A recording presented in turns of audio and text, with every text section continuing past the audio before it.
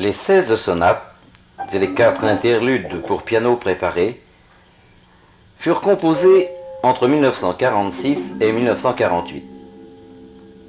Dès 1938, John Cage, compositeur américain né à Los Angeles en 1912, cherche pour une œuvre spécifique à tirer des sons particuliers du piano à queue.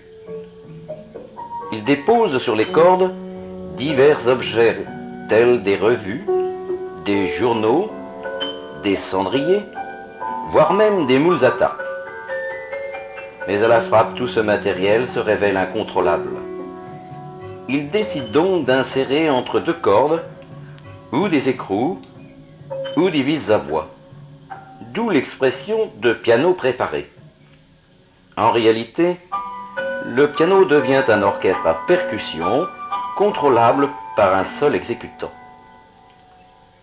C'est sur la 11e sonate que Claudine nous dira « L'enfant sur la flaque » de Patrice de la Tour du Pin. Né à Paris le 16 mars 1911, Patrice de la Tour du Pin avait pour trisaïeul le général O'Connor, qui descendait des rois d'Irlande et qui vint s'établir en France. Il s'était mis au service de Napoléon et, ayant épousé la fille du marquis de Condorcet, reçut le domaine du Bignon-Mirabeau, près de Ferrières en Gâtinais, ainsi nommé parce qu'il fut le lieu de naissance du grand orateur de la Révolution.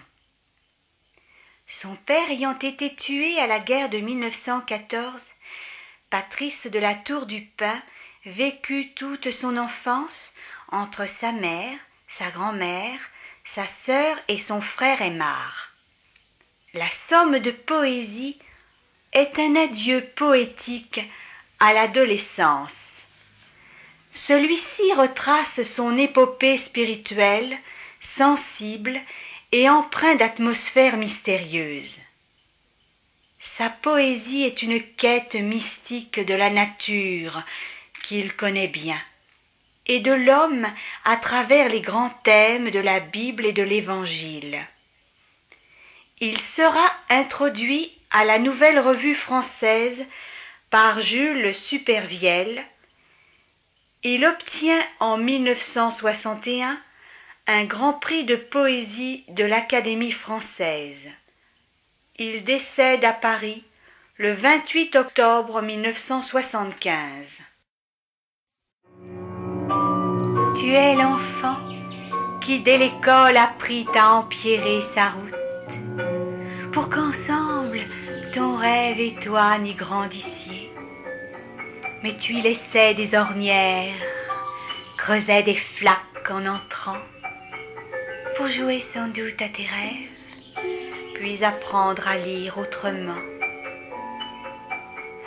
Tu es aussi l'adolescent d'un chantier dans la grande ville.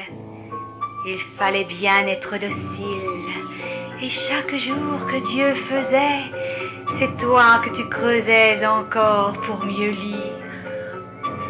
À ce régime, on se déchire, et la moindre averse remplit. Tu es l'homme qu'on prend en barque le dimanche, et les promeneurs lui demandent « Dis-nous enfin comment tu lis ?» Car nous sommes à l'âge où toute vie se penche, et tu traînes encore aux racines enfouies.